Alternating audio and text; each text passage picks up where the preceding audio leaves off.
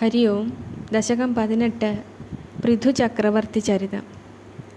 जातस्य ध्रुवकुल एव तुङ्गकीर्तेः अङ्गस्य व्यजनिसुदस्सवेन नाम यद्दोषव्यधितमधिः स राजवर्यः त्वत्पादे निहितमना वनं गतोऽभूत्।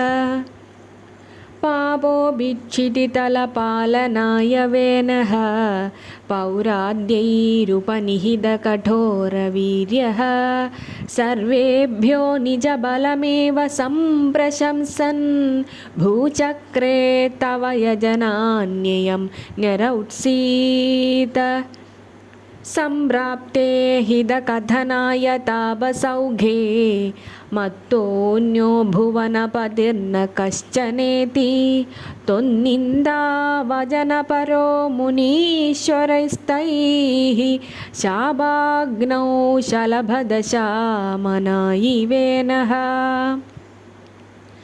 तन्नाशात् खलजनभीरुकैर्मुनीन्द्रैः तन्मात्रा चिरपरिरक्षिते तदङ्गे त्यक्ताघे परिमथिदादधोरुदण्डाद् दोर्दण्डे परिमथिते त्वमाविरासीः।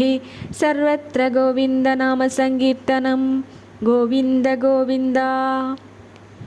विख्यातः पृथुरिति तापसोपदिष्टैः सूदाद्यैः परिणुतभावि भूरिवीर्यः वेनात्या कबलितसम्पदं धरित्रीम् आक्रान्तां निजधनुषा समामकर्षीः। भूयस्तां निजकुलमुख्यवत्सयुक्तैः देवाद्यैः समुचितचारुभाजनेषु अन्नादीन्यभिलषितानि तानि तानि स्वच्छन्दं सुरभितनु मधुदुहस्त्वम्।